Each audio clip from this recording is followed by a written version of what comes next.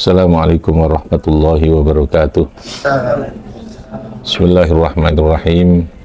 Alhamdulillah wassalatu wassalamu ala Rasulillah wa ala alihi wa ashabihi wa mawalah. Subhanaka la ilma lana illa ma 'allamtana innaka antal alimul hakim. Rabbi shrah li sadri wa yassir li amri wa hlul 'uqdatam min lisani yafqahu qawli. Amma ba'd.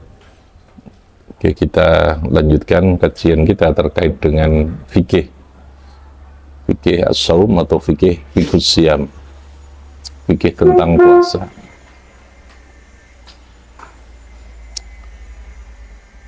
Jadi puasa sebagai rukun Islam yang kemarin saya jelaskan adalah merupakan ibadatun tarkiyah, tarkus syai'. Maka ketentuan atau hal yang berkaitan dengan syarat atau rukun puasa ini tidak sama dengan ibadah selain ibadah puasa itu. Jadi rukun yang harus atau ketentuan yang harus dipenuhi ketika orang melakukan ibadah puasa adalah yang pertama niat, ya, niat. Nah, niatnya puasa ini berbeda dengan niat ibadah yang lain. Kalau niat ibadah pada umumnya adalah muqtaronan bi awwali juz'in, ya, min fi'li syai'. Jadi kalau pada ibadah yang lain niat itu dilakukan bersamaan dengan melakukan rukun yang pertama, bagian pertama dari rukun suatu ibadah itu bersamaan. Jadi kalau sholat, niat itu harus dilakukan pada saat takbiratul ihram. Takbiratul ihram itu rukun pertama dalam sholat, ya. Nah, juz itu bagian pertama dari rukun sebuah ibadah yang diwajibkan. Sehingga pada saat Allahu Akbar, disitulah niat itu dilakukan.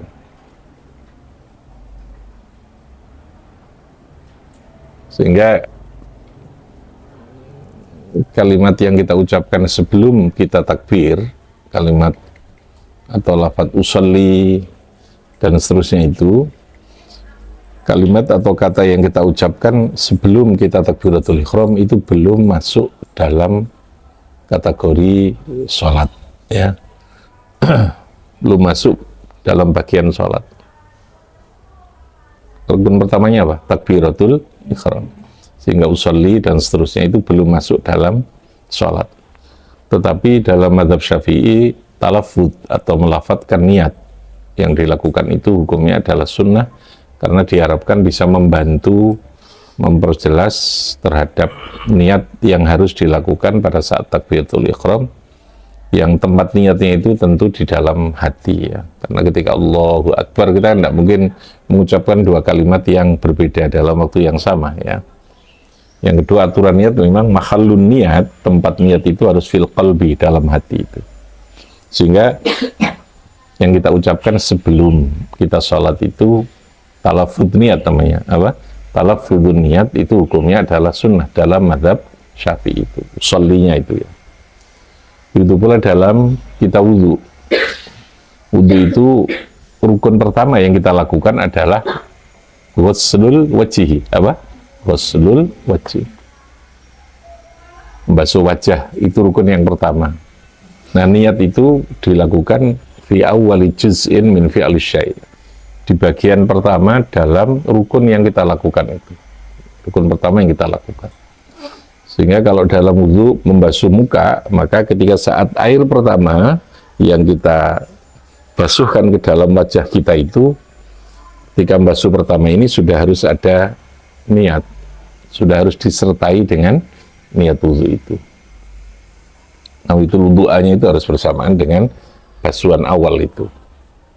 Sebab kalau nanti posisi di sini baru niat, basuhnya ini, terus kemudian di sini ini tadi belum niat, ya, lalu baru di sini niat, maka yang atas ini dianggap belum sah basuhannya yang atas ini tadi. Apalagi sampai basuh wajah belum niat, terus kemudian baru tangan niat. Ini juga dinyatakan belum sah itu. Ya artinya, ketika niatnya dari sini ya dia harus basuh lagi gitu ya, atasnya ini.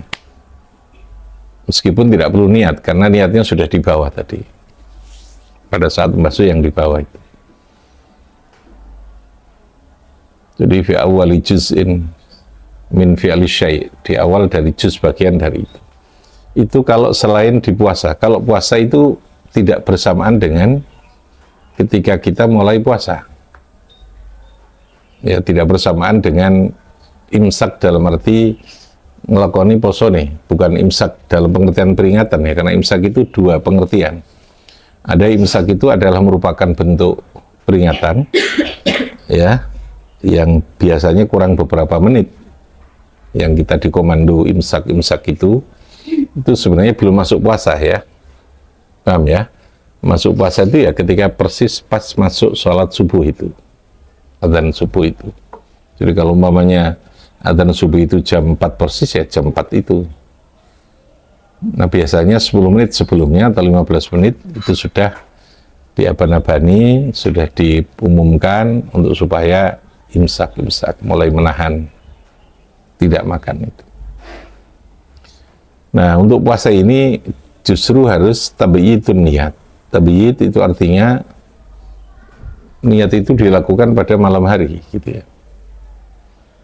Jadi kalau sampai kita pagi hari dalam arti sudah melaksanakan puasa kok belum niat, poson itu tidak sah ya. Harus malam hari, tapi itu niat itu. Boleh mengawali, boleh. Kayak malam itu ya ketika habis sholat tarawih, biasanya habis sholat tarawih itu kan biasanya ulama atau kiai-kiai kita itu memandu jamaah, lalu kemudian diajak bersama untuk melakukan apa? Niat itu. Nawaitu sauma ghadin an-nadai dan seterusnya itu ya. Kenapa ya? Karena keharusannya adalah tabiyyitun niat. Nah, cuman ada perbedaan. Apakah cukup, karena ini Ramadan satu paket, apakah cukup niat puasa Ramadan itu sekali di awal saja, atau harus setiap malam? Nah, kalau menurut Imam Syafi'i itu setiap malam. Kalau mazhab yang lain mengatakan, Abu Hanifah itu termasuk, itu boleh cukup sekali di awal Ramadan itu. Jadi kalau di awal kita niat puasa selama bulan Ramadan ini, ya sudah cukup untuk hari-hari berikutnya, tidak harus melakukan niat secara sendiri-sendiri atau secara harian itu. Paham ya? Nah, supaya kita khuruj minal khilaf, jadi kalau ada perbedaan pendapat ulama terkait dengan suatu hukum, terutama yang berkaitan ibadah, maka konsep dasar pertama adalah kita ikhtiyat. Ikhtiyat itu hati-hati. Ukuran hati-hati itu adalah al-khuruju minal khilaf. Kita memilih pendapat yang kalau pendapat itu kita ambil, maka semua imam yang lain memberikan kesepakatan bahwa pilihan kita itu sah semua gitu. Paham ya? Itu namanya al-khuruj minal khilaf, keluar dari perbedaan tadi, ini mustahabun, dianjurkan. Nah itu sikap ikhtiyatnya begitu. Dalam kasus niat tadi itu, kalau mazhab Syafi'i itu harus dilakukan gimana? Setiap hari, setiap malam. Tapi mazhab yang lain boleh sekali di awal Ramadan itu. Nah ikhtiyatnya adalah kita mengambil pendapat yang kalau pendapat itu kita ambil, yang lain juga mengatakan sah, ya tambah api, gitu kan gitu ya. Kira-kira mana yang diambil itu? Yang setiap malam apa yang sekali di awal? Yang setiap malam. Karena kalau setiap malam berarti ya pasti mazhab yang mengatakan sekali tadi malah mengatakan ya itu bagus kalau setiap malam. Kalau Anda mengambil pendapat yang mengatakan bahwa cukup sekali di awal, menurut mazhab Syafi'i kan masih belum sah. Paham ya? Nah, al-khuruj minal khilaf, keluar dari adanya perbedaan itu adalah ambil pendapat, sing nek pendapat itu kamu ambil, yang lainnya tetap mengatakan sah. Paham ya? Yang lainnya tetap mengatakan apa? Sah itu. Contoh ya, dalam hal mengusap kepala, mashur ra'si ketika wudhu, kan ada 3 pendapat. Ada yang mengatakan sebagian, Imam Syafi'i, ada yang mengatakan ilsok sekitar 2/3, menempelkan tangan, ada yang mengatakan jami'ur ra's, karena ba'nya liziyadah, semua. Famsahu biru'usikum, ba'nya itu diartikan berbeda oleh beberapa ulama dalam ijtihadnya. Lalu Anda mengambil pendapat yang mana? Artinya sebaiknya gitu ya. Sebaiknya kita mengambil pendapat yang mana? Kalau mau hati-hati, al-khuruj minal khilaf tadi ya ikuti saja pendapat yang mengatakan bahwa mengusap kepala itu jami'ir ra's. Mengusap ya, bukan membasuh. Tidak harus dibasahi dalam arti mengalir ya, cukup dibasah. Karena Imam Syafi'i sendiri meskipun rukunnya itu sebagian, tapi dalam wudhu itu mengatakan bahwa mengusap seluruhnya itu hukumnya sunnah. Paham ya? Dalam mazhab Syafi'i mengusap semua hukumnya apa? Sunnah. Yang rukun itu seberapa? Sebagian. Yang rukun itu seberapa? Yang harus itu berapa? Rukun itu harus. Yang harus itu berapa? Yang tegas. Yang harus itu seberapa? Sebagian. Sedangkan mengusap semuanya hukumnya sunnah. Dalam mazhab Syafi'i. Sehingga ikhtiyatnya al-khuruj itu ya ambil saja pendapat yang mengatakan semua, itu lebih hati-hati. Tapi umpamanya kita ngambil sebagian ya gak apa-apa, sah inda Syafi'i. Indal yang lain belum sah, kan gitu toh. Tapi nek kamu usap semuanya gimana? Semua imam mengatakan apa? Sah. Itu namanya al-khuruj. Ya. Al-khuruju minal khilafi mustahabun. Al-khuruju minal khilafi mustahabun. Jadi keluar dari perbedaan pendapat ulama itu dianjurkan, bukan berarti keluar itu bikin pendapat sendiri, bukan. Paham ya? Ya, dengan aku tak ngusap rambut liane timbang pendapatnya kok macem-macem, ya gitu ya, nggak boleh. Sing diusap rambutnya jenggot umumnya, enggak boleh, paham ya? Harus kepala, cuman perbedaan pada jumlah seberapanya itu yang berbeda itu.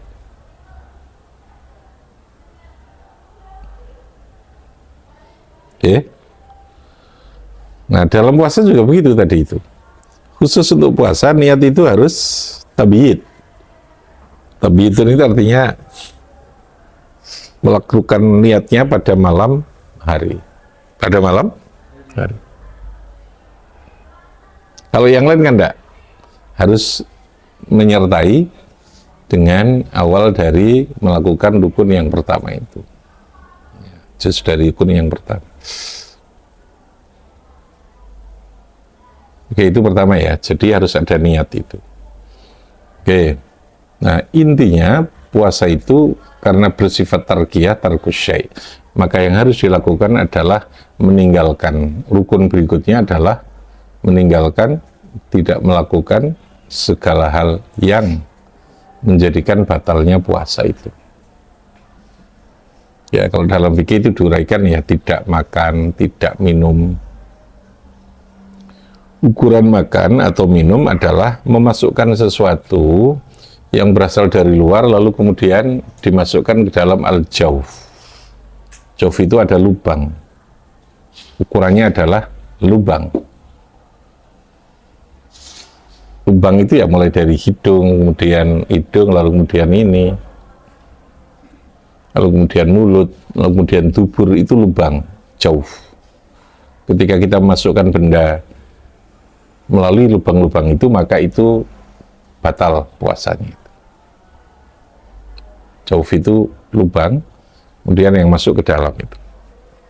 Tapi kalau yang aslinya dia bukan lubang, lalu kemudian dianggap sebagai lubang pori-pori, umumnya ketika suntik, menyuntikkan sesuatu, ini ulama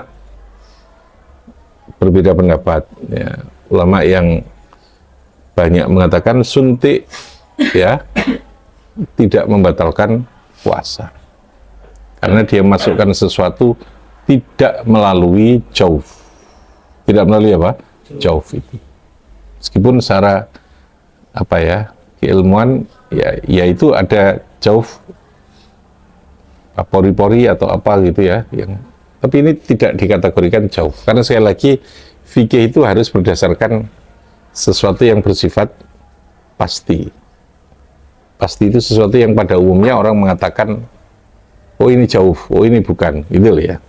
Ini kan tertutup semua ya, kulit itu. Makanya menyuntik, suntik itu tidak membatalkan, gitu ya. Suntik itu tidak membatalkan. Yang menjadikan batal itu barang. Barang itu berarti ada benda. Bau itu bukan barang. Sehingga kalau Anda mencium minyak, mencium makanan, paham ya? Wah enak ya, masakannya gitu ya. Anda karena lapar lalu kemudian nirungi ini terus gitu ya. Di tempat masakan, batal enggak? Batal enggak? Tidak, karena bau itu bukan benda, bukan barang.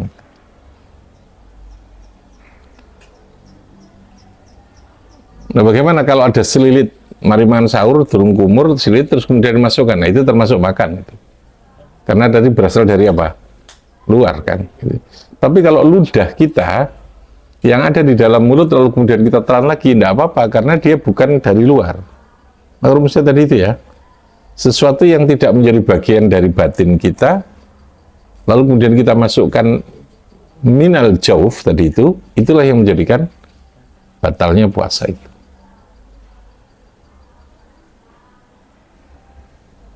Paham ya? Itu yang menjadikan batali puasa itu. Kalau itu dilek lalu kemudian masuk di dalam lagi ya tidak apa-apa. Kecuali kalau itu kemudian diwadahi terus kemudian dimasukkan lagi, itu sudah beda lagi. Paham ya? Fikih loh ya, kemungkinan ya. Makanya fikih itu hal yang prediktif. Prediktif itu sesuatu yang kadang tidak masuk akal, tapi kalau kemungkinan terjadi ya harus dijawab. Paham ya? Kemungkinan terjadi itu harus dijawab. Nah kalau Anda sikatan, pada posisi sikatan ada di luar, ini masuk kategori dohir ya. Berkumur itu dohir. Jauf masuk itu ke sini ya.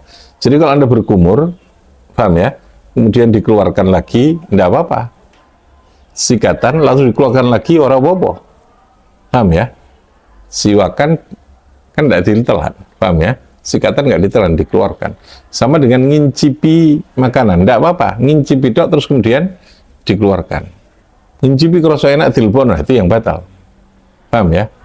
Jadi kamu masak lidahnya, ambil kemudian di lidah, sudah, oh kerasa enak, keluarkan. Paham ya? Karena posisi mulut ini masuk dalam fid dhohir, belum masuk fil batin. Apa namanya? Belum masuk apa? Batin. Jadi kamu mengunyah makanan terus dilepeh lagi, enggak apa-apa. Paham ya? Poso aneh-aneh tapi itu ya. Paham tuh? Sikatan tadi ya enggak apa-apa, sikatan. Dan dilepeh. Yang penting tidak masuk ke dalam jauf. Apa? Dalam perut wadan. Apa? Tidak melalui lubang yang lalu kemudian masuk ke dalam dakhil. Kali ini masuk dohir itu. Paham ya? Sehingga puasa tidak harus ekstrim, tidak sikatan, tidak siwakan, tidak. Al-Madhab Syafi'i saja yang mengatakan ba'da zawali syams itu makruh, siwakan itu.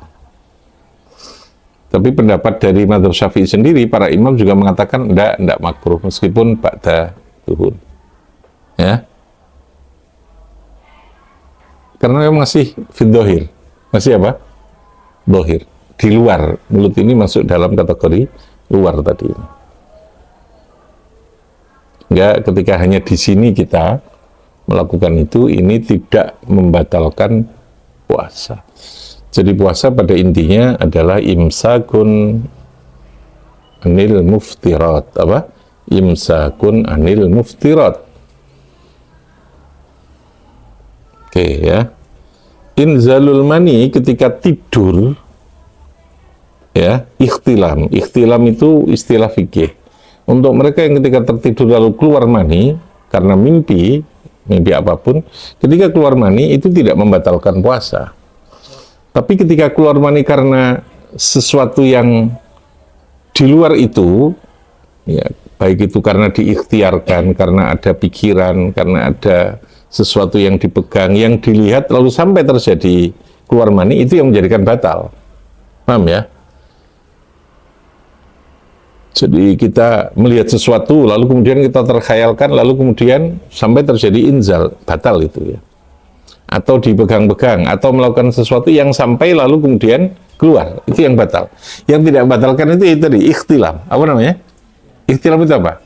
Mimpi, ada mimpinya, berarti kan tidur. Mimpi keluar mani, berarti saat tidur.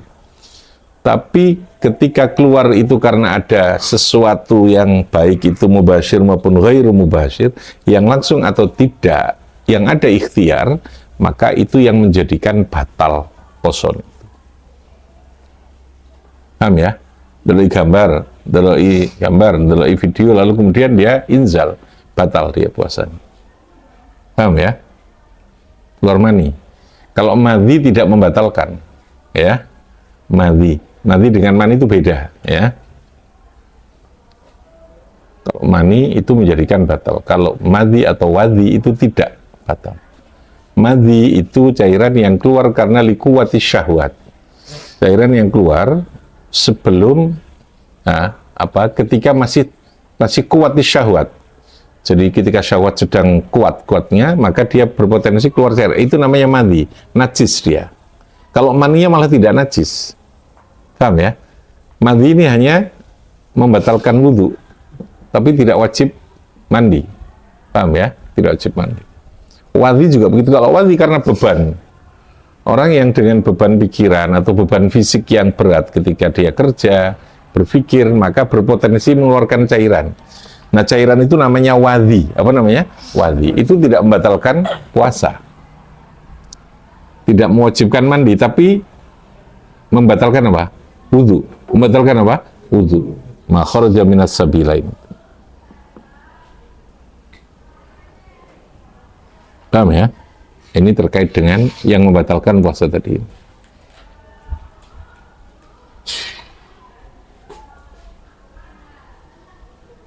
Nah, yang membatalkan itu adalah kalau hanya sekedar lamsu tidak apa-apa, kalau tidak sampai inzal.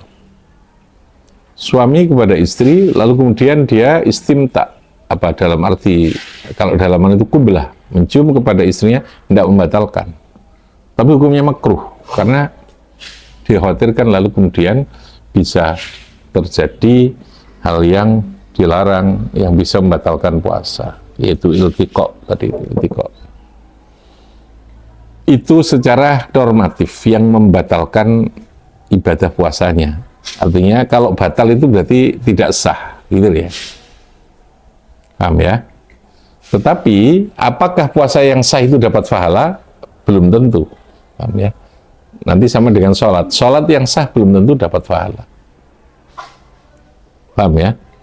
Tapi sah itu sendiri minimalnya dia menggugurkan kewajiban, gitu ya. Wis gak dosa, gitu. Paham ya? Kewajiban wis terlaksana, sudah gugur, bebannya itu sudah lepas. Tapi apakah sah yang bisa menggugurkan kewajiban tadi ini, lalu kita berhak mendapatkan pahala? Substansi itu nanti. Yang kalau dalam sholat, ya khusyuknya, zikirnya. Ya, kalau dalam puasa imsaknya bukan hanya dari anil muftirat, tapi anil ma'asi, gitu ya. Memuasakan anggota badan kita dari berbagai macam perbuatan yang melanggar maksiat.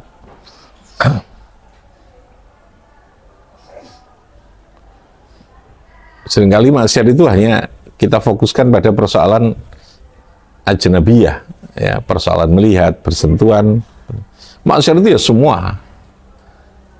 Pelanggaran atas semua bentuk kewajiban kita itu namanya maksiat, ya. Wah, mulang, kok gak mulang, tapi dia ngelakoni poso, ya poso ini mungkin sah, tapi oleh ganjaran. Paham ya? Karena meninggalkan kewajiban. Nah, kewajiban itu namanya pelanggaran, maksiat. Jadi bentuk maksiat itu pada intinya apa tadi? Meninggalkan kewajiban atau melakukan hal yang dilarang. Apa saja dalam agama itu maksiat. Nah, kemaksiatan itulah yang akan mengurangi, yang akan menentukan terhadap seberapa pahala yang kita peroleh dalam ibadah puasa itu. Semakin kita imsak anil ma'asi, maka semakin besar pahala yang diperoleh. Semakin dia memperbaiki diri dalam bentuk tidak melakukan maksiat, lalu diisi dengan perbuatan yang baik, maka pahalanya tentu dia jauh lebih besar itu. Sehingga ada interval persentase lah gitu ya, berapa persen dia dapat pahala, itu tergantung imsak kita anil ma'asi tadi itu. Tapi kalau imsak anil fitrat itu untuk menentukan apa? Sah atau tidaknya puasa. Tapi kalau ganjaran, imsakun anil ma'asi, apa? Imsakun anil ma'asi. Oke, kita tuntaskan sekalian. Nah, dalam ibadah puasa itu ada ibadah-ibadah sunnah yang menyertai.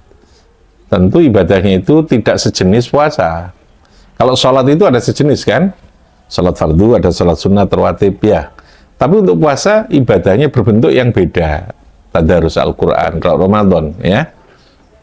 Sedekah, sholat tarawih. Itu ibadah yang berbeda dengan ibadah puasanya, bentuknya. Tetapi dia dianjurkan untuk melengkapi kesempurnaan ibadah apa? Puasa tadi. Tapi dia sesungguhnya ibadah mustaqilah, hanya oleh syariat itu ditempelkan atau diintegrasikan, disatukan dalam puasa Ramadan itu. Jadi kalau orang tidak tarawih itu puasanya tetap sah, karena ini memang tidak ada kaitan dengan rukunnya puasa, gitu loh ya. Tapi dia menjadi sunnah yang dianjurkan ketika puasa, gitu. Imam Syafi'i itu begitu. At-tarawih itu adalah salat sunat yang dilakukan ketika Ramadan, ya, malam hari itu. Tapi dia tidak termasuk dalam puasanya itu sendiri. Sehingga kalau kita puasa sunat ya tetap puasa sunat, tapi nggak usah salat tarawih gitu. Puasa sunat malam hari terus tarawih. Puasa Senin terus begini tarawih dewe gitu ya. Karena puasa sunat terus tarawih cukup ping telu gitu ya. Enggak ada kesunahan tarawih itu. Paham ya? Karena memang dia berdiri sendiri tetapi melengkapi itu. Yang memberikan kesempurnaan. Ada sedekah, ada tadarus Quran, ada taklim, ngaji, ada. Paham ya? Bahkan tidurnya batas minimal ya. Tidur itu karena untuk menjaga nek gak iso ngelakukan ibadah ya turu timbang kok kamu ngrasani wong yang ngurangi ganjarane poso. Gitu lah ya. Makanya lalu tidurnya itu dianggap sebagai ibadah itu. Karena apa? Tarkul muharramat, tarkul ma'asi itu termasuk bagian dari sebuah ibadah. Oke, itu saya kira tentang puasa itu. Oke, nanti ngaji lagi kalau memang ada hal yang perlu dipertanyakan. Rabbi fanfa'na bi barakatihim wahdinal husna bi hurmatihim.